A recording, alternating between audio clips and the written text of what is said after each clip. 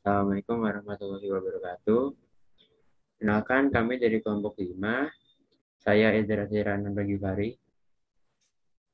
Saya Dihayu Rajasiwi.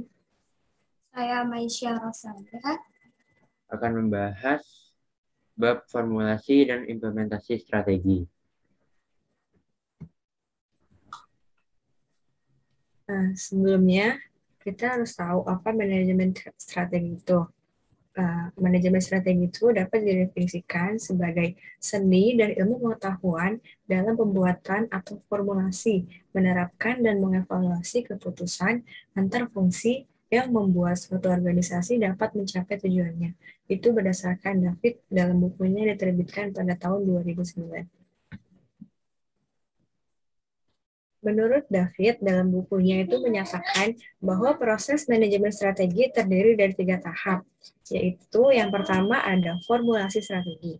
Dalam formulasi strategi ini, itu terdapat pembuatan visi dan misi organisasi, identifikasi kesempatan, dan ancaman lingkungan luar terhadap organisasi, menentukan kekuatan dan kelemahan internal, menciptakan tujuan jangka panjang, membuat strategi-strategi alternatif, dan memilih strategi yang tepat untuk dilakukan. Yang kedua itu ada penerapan strategi. Penerapan strategi berarti menggerakkan karyawan dan manajer untuk merealisasikan strategi yang sudah diformulasikan sebelumnya dan menjadi aksi nyata. Penerapan strategi membutuhkan komitmen disiplin dan pengorbanan dari setiap orang.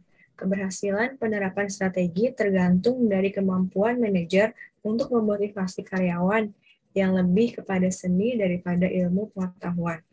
Yang ketiga itu ada evaluasi strategi. Evaluasi strategi dilakukan untuk mengetahui apakah strategi yang sudah dibuat dan diterapkan itu berhasil atau tidak. Semua strategi membutuhkan pembaruan di masa yang akan datang, karena faktor eksternal dan internal yang terus berubah seiring perkembangan waktu. 3 dasar aktivitas evaluasi strategi itu, yang pertama ada melihat ulang faktor eksternal dan internal yang menjadi dasar strategi saat ini. Yang kedua, mengukur kinerja, dan yang ketiga, mengambil langkah koreksi. Evaluasi strategi diperlukan karena keberhasilan saat ini tidak menjamin keberhasilan jangka panjang. Di sini kita bisa lihat ada model manajemen strategis komprehensif, di mana mencakup 3 proses tadi, yakni perumusan strategi, penerapan strategi, dan pengevaluasian strategi. Apa sih formulasi strategi itu? Nah, kalau strategi itu sendiri merupakan serangkaian tindakan yang harus dilakukan untuk mencapai tujuan-tujuan jangka panjang. Kerangka waktu untuk tujuan dan strategis harus konsisten. Tujuan dari strategi sendiri itu adalah sebagai rencana untuk menentukan alokasi sumber daya dan aktivitas lainnya untuk menangani lingkungan dan mencapai keuntungan yang membantu perusahaan atau organisasi mencapai tujuannya.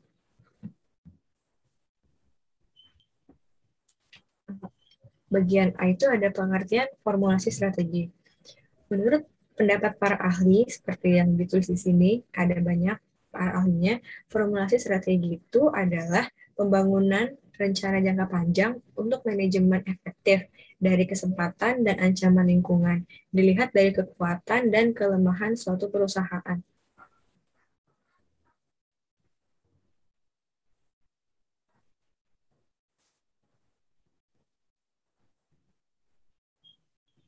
Yang selanjutnya ada tahapan dalam formulasi strategi.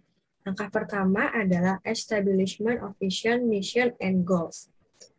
Visi merupakan tujuan masa depan yang diinginkan suatu perusahaan, sedangkan misi adalah proses atau tahapan yang harus dilakukan agar dapat mencapai suatu visi tersebut. Langkah ini mencakup pernyataan umum yang terkait dengan visi, misi, tujuan, dan sasaran organisasi. Perumusan visi, misi, dan tujuan merupakan tanggung jawab utama manajemen pusat. Langkah kedua itu ada identifying past and present strategies. Untuk mengetahui strategi tersebut diperlukan atau tidak, maka manajer sebelumnya harus mengidentifikasi strategi masa lalu dan strategi saat ini. Apakah strategi masa lalu sudah disusun dengan baik? Jika belum, maka strategi tersebut dapat dianalisis dan diidentifikasi apakah strategi tersebut perlu diperbaikan dan dapat diterapkan lagi. Dengan kita melihat strategi masa lalu, kita dapat mengetahui bagaimana kegiatan suatu perusahaan sebelumnya berlangsung serta penerapannya. Langkah yang ketiga itu ada diagnosing past and present performance. Langkah ini diperlukan untuk mengevaluasi bagaimana strategi sebelumnya bekerja dan menentukan perubahan apa yang perlu dilakukan, sehingga diperlukan penyelidikan lebih lanjut pada laporan organisasi. Ada beberapa faktor yang dapat mendiagnosanya. Yang pertama ada efektivitas organisasi, yang kedua ada proses organisasi, dan yang ketiga ada kinerja organisasi. Langkah yang keempat itu ada setting objectives. Tahap selanjutnya adalah menetapkan tujuan ke depannya. Nah, dalam tujuan ini itu ada dua, yakni tujuan jangka panjang dan tujuan jangka pendek. Saya akan membahas mengenai tujuan jangka panjang. Tujuan jangka panjang ini adalah rencana masa depan perusahaan untuk beberapa tahun ke depan. Tujuan ini harus didukung dan tidak bertentangan dengan misi perusahaan. Kalaupun harus berbeda, tujuan ini harus relevan atau berkaitan. Contohnya, misi perusahaan makanan cepat saji yaitu melayani dengan cepat dan menyediakan layanan pengiriman makanan panas kepada pelanggan di kota. Namun, salah satu tujuan jangka panjangnya adalah berencana untuk meningkatkan penjualan ke tingkat yang lebih spesifik dalam beberapa tahun ke depan. Meskipun tujuan ini berbeda dari misi perusahaan, itu masih kompatibel dengan misi. Kedua, ada tujuan jangka pendek. Tujuan ini bagian dari jangka panjang yang tadi. Suatu jangka panjang memiliki prioritas mana yang harus dicapai dalam jangka pendek. Tujuan jangka pendek ini harus jelas, ringkas, dan terukur. Biasanya beberapa tujuan harus digunakan untuk mencerminkan kinerja yang diinginkan dari individu atau unit organisasi tertentu. Dari perspektif tingkat atas, tujuan ini harus mencakup semua bidang utama organisasi. Masalah dengan satu tujuan utama biasanya mengorbankan tujuan yang lain diinginkan. Misalnya, jika target adalah produksi saja, kualitas mungkin tidak dianggap sebagai kinerja puncak. Tujuan di daerah yang berbeda dapat berfungsi sebagai parameter pada tujuan yang lain. Selanjutnya ada tahapan dalam formulasi strategi yang kelima, yaitu analisis SWOT dan perumusan strategi. Analisis SWOT ini meliputi analisis terhadap peluang dan ancaman di lingkungan eksternal, serta analisis terhadap kelebihan dan kekurangan di lingkungan internal. Tujuan analisis internal ini adalah mengidentifikasi kekuatan dan kelemahan strategis yang penting dalam merumuskan strategi organisasi. Dengan memahami kelebihan dan kekurangan persaingan, diharapkan perumusan dapat lebih akurat. Dengan menerapkan analisis SWOT, diharapkan organisasi dapat mengambil kebijakan strategi yang sesuai dengan masalah dan mengelola secara efektif dalam organisasi. Analisis SWOT ini dapat membantu manajer membaca fakta penting dan relevan dalam analisis internal dan eksternal. Selanjutnya ada langkah ke-6, yaitu develop and evaluate alternative strategi and select strategi, yaitu kembangkan dan evaluasi strategi alternatif dan pilih strategi. Pengambilan keputusan strategi adalah elemen kunci dari pengambilan keputusan dalam perumusan strategi. Dengan kata lain, manajemen mencoba memosisikan organisasi untuk mendapatkan keuntungan dari para pesaingnya. Dalam mendapatkan keuntungan kompetitif ini ada 3 cara. Ada biaya kepemimpinan, yaitu strategi bersaing dengan biaya rendah untuk pasar yang luas. Kedua, ada diferensiasi. Strategi ini diarahkan pada pasar luas dan melibatkan penciptaan sebuah produk atau jasa yang unik. Yang ketiga, ada fokus pada segmen pasar yang sempit. Strategi ini didasarkan pada keyakinan bahwa perusahaan atau unit bisnis yang memfokuskan upaya-upayanya dapat melayani target strategis yang sempit dengan lebih efisien dibandingkan para pesaingnya. Lalu kita masuk selanjutnya ada berpikir strategi. Berpikir strategi berarti kita berpikir kreatif dan memformulasikan strategi untuk dapat bersaing dan bertahan terhadap perusahaan lain. Secara teori, pemilikan strategis merupakan refleksi dari sifat utama permasalahan dan tantangan yang ada. Oleh karena itu, berpikir strategis lebih merupakan proses memahami dua hal yang saling terkait, yaitu fokus dan kesadaran waktu ketika mengimplementasikan kerangka berpikir strategis. Lalu, bagian D ada tujuan dan strategi jangka panjang. Tujuan jangka panjang. Tujuan jangka panjang ini merupakan hasil yang diharapkan dari pelaksanaan strategi tertentu. Tujuan harus dijelaskan secara jelas agar mendapatkan banyak keuntungan dari tujuan tersebut. Tujuan ini memberikan arahan, memberikan sinergi, membantu dalam evaluasi, menentukan prioritas, mengurangi ketidakpastian, meminimalkan konflik, merangsang pengerahan tenaga, dan membantu dalam mengalokasikan sumber daya dan merancang pekerjaan. Untuk mencapai kemakmuran jangka panjang, para perencana strategis umumnya menetapkan perencanaan jangka panjang dalam 7 aspek. Ada probabilitas, produktivitas perusahaan, posisi kompetitif, pengembangan karyawan, hubungan dengan karyawan, kepemimpinan teknologi, dan tanggung jawab kepada masyarakat. Yang kedua, ada strategi jangka panjang. Banyak perencana yakin bahwa strategi jangka panjang sebaiknya diturunkan dari usaha perusahaan untuk mencari keunggulan kompetitif, berdasarkan salah satu dari strategi umum. Pertama, ada berjuang untuk mencapai keunggulan biaya rendah secara keseluruhan dalam industri.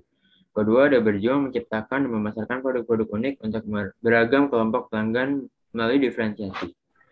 Yang terakhir, ada berjuang memiliki daya tarik khusus bagi satu atau lebih kelompok pelanggan atau pembeli industri dengan berfokus pada biaya atau diferensiasi. Ketiga, ada strategi besar atau grand strategi. Grand strategi adalah rencana umum berupa tindakan-tindakan besar yang digunakan perusahaan untuk meraih tujuan berjangka panjang. Strategi besar ini dibedakan menjadi 3, yaitu ada pertumbuhan atau growth, stabilitas atau stability, pemangkasan atau retrenchment. Pertumbuhan. Hal ini dapat dilakukan secara internal, termasuk pengembangan produk baru atau produk lama yang mengalami perubahan, atau secara eksternal melalui akuisisi unit bisnis tambahan atau diversifikasi, yaitu akuisisi bisnis yang terkait dengan lini produk ini. Lalu yang kedua ada stabilitas. Stabilitas adalah organisasi ingin tetap berada pada ukurannya yang sama atau tumbuh perlahan dengan cara-cara yang masih dapat dikendalikan. Terakhir, pemangkasan. Organisasi terpaksa melalui periode terjadinya penurunan dengan penyusutan unit. Yang keempat, strategi global atau globalization strategi. Di panggung internasional, perusahaan-perusahaan menghadapi dilema strategi antara integrasi global dan tanggung jawab nasional. Organisasi harus memutuskan apakah ia ingin agar setiap afiliasinya bertindak secara mandiri atau apakah aktivitas yang dilakukan harus distandarisasi dan dipusatkan seluruh negara. Ada 3 kategori strategi global. Pertama ada strategi globalisasi, yaitu merupakan strategi standarisasi rancangan produk dan strategi perikanan di seluruh dunia. Lalu ada strategi multi-domestik, modifikasi desain produk dan strategi perikanan untuk mengakomodasi kebutuhan spesifik dari masing-masing negara. Lalu yang terakhir ada strategi transnasional, yaitu strategi yang mengombinasikan koordinasi global untuk meraih efisiensi dengan fleksibilitas untuk memenuhi kebutuhan spesifik pada berbagai negara. Selanjutnya, saya akan menjelaskan tentang hierarki dari strategi atau tingkatan strategi. Di dalam organisasi terdapat 3 tingkatan strategi. Yang pertama itu strategi tingkat perusahaan atau corporate strategy. Strategi tingkat perusahaan ini ditetapkan oleh tingkat manajemen tertinggi atau manajemen puncak di dalam organisasi dan mengarah kepada bisnis apa yang akan dilakukan serta bagaimana sumber daya dialokasikan di antara bisnis tersebut. Strategi korporasi secara umum melibatkan tujuan jangka panjang yang berhubungan dengan organisasi secara keseluruhan dan investasi keuangan secara langsung. Yang kedua, itu ada strategi tingkat bisnis atau business strategi. Business strategi ini ditetapkan oleh masing-masing unit bisnis strategi. Strategi bisnis biasanya diformulasikan oleh manajer tingkat bisnis melalui negosiasi dan manajer korporasi dan memusatkan kepada bagaimana cara bersaing dalam dunia bisnis yang ada. Strategi bisnis harus melalui dan diperoleh serta didukung oleh strategi korporasi. Pendekatan yang berguna di dalam merumuskan strategi bisnis sebaiknya didasarkan pada analisis persaingan yang dicetuskan oleh Michael Porter. Jadi berdasarkan Michael Porter ada 5 kekuatan persaingan, yaitu ancaman pendatang baru, daya tawar-menawar pemasok, daya tawar-menawar pembeli, daya tawar-menawar produk pengganti, dan persaingan antar pesaing. Yang selanjutnya itu ada strategi fungsional atau functional strategi. Dalam strategi ini, lingkupnya lebih terbatas daripada strategi perusahaan atau strategi bisnis. Strategi fungsional merupakan suatu pendekatan terhadap area fungsional untuk mencapai tujuan perusahaan dan unit bisnis dengan memaksimumkan produktivitas sumber daya. Strategi ini difokuskan kepada pengembangan dan pemeliharaan suatu kompetensi khusus untuk menghasilkan keunggulan bersaing bagi suatu perusahaan atau unit bisnis. Nah, strategi fungsional ini berhubungan dengan fungsi bisnis seperti fungsi produksi, fungsi pemasaran, fungsi SDM, fungsi keuangan, fungsi riset, dan pengembangan. Strategi fungsional harus mengarah kepada strategi bisnis dan konsep mereka yang paling utama adalah tergantung pada hasil jawaban bagaimana cara menerapkannya. Yang selanjutnya itu ada pilihan strategis. Dalam memformulasikan strategi, ada pertimbangan penting lainnya dalam memilih suatu strategi. Adalah kemampuan setiap alternatif strategi untuk memenuhi tujuan dengan sumber daya terkecil dan efek samping paling sedikit. Jadi ada 3 hal yang berkaitan dengan pemilihan strategi. Yang pertama itu ada penyusunan skenario perusahaan. Penyusunan skenario perusahaan dapat dilakukan melalui beberapa tahap. Yang pertama itu, gunakan skenario industri untuk mengembangkan serangkaian asumsi tentang lingkungan tugas. Yang kedua, kembangkan ukuran umum atas laporan keuangan perusahaan atau unit bisnis pada tahun-tahun sebelumnya untuk membuat proyeksi atas laporan keuangan proforma. Yang ketiga itu, susun proforma laporan keuangan secara rinci untuk setiap alternatif strategi. Hasil dari penyusunan skenario tersebut harus mengantisipasi laba bersih, arus kas, modal kerja bersih. Nah, suatu strategi dapat dilanjutkan jika strategi tersebut dapat memberikan pengaruh positif terhadap laporan keuangan selama lebih dari 5 tahun. Yang kedua itu ada proses penetapan pilihan strategis. Pilihan strategis adalah evaluasi terhadap berbagai alternatif strategi dan pemilihan alternatif strategi yang terbaik berdasarkan alternatif strategi yang dihasilkan. Setiap alternatif harus dievaluasi untuk melihat kemampuannya. Yang ketiga itu ada mengembangkan kebijakan. Pemilihan terhadap alternatif strategis yang terbaik bukan merupakan akhir dari formulasi atau perumusan strategi. Selanjutnya, organisasi harus mengembangkan kebijakan. Kebijakan itu diartikan sebagai panduan untuk mengimplementasikan strategi.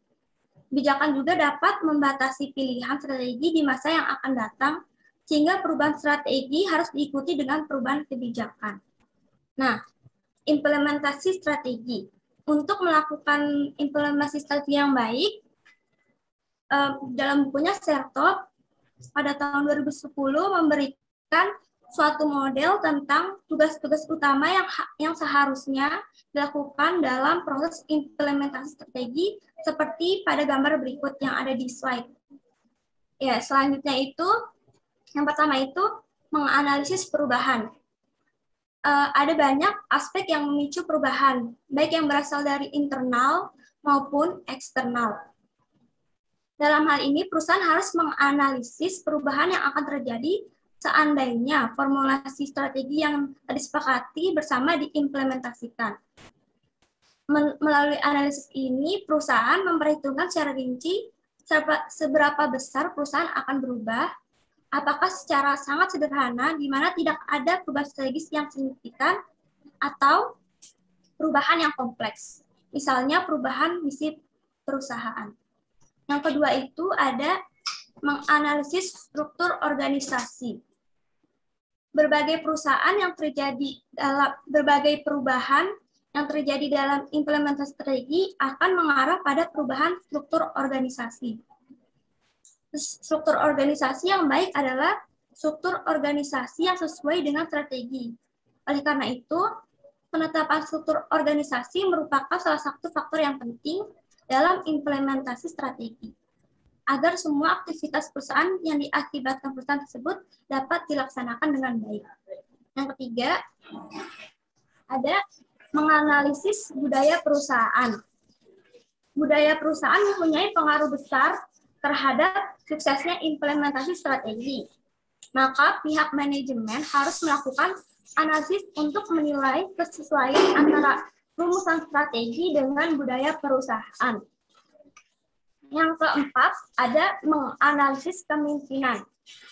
Kepemimpinan yang efektif pada organisasi publik dan organisasi laba dan masyarakat merupakan pekerjaan secara bersama-sama yang melibatkan banyak orang yang memiliki peran berbeda-beda pada waktu yang berbeda sebagaimana yang dikatakan oleh Dessler pada tahun 2004. Intinya, orang yang sama akan menjadi pemimpin pada waktu tertentu dan menjadi pengikut pada waktu tertentu pada saat pertukaran lingkaran strategi. Kepemimpinan merupakan inspirasi dan penggerakan sumber daya lain untuk melaksanakan tindakan secara bersama-sama guna mencapai nilai-nilai yang baik. Yang terakhir, selanjutnya itu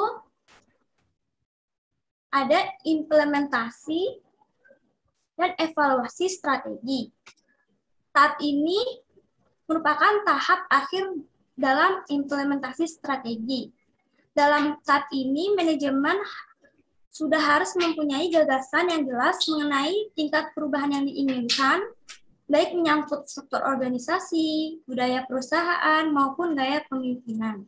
Nah, jika suatu perusahaan ingin mencapai tujuannya secara optimal, selain mampu merumuskan strategi, juga harus mampu menerapkan strategi tersebut secara efektif.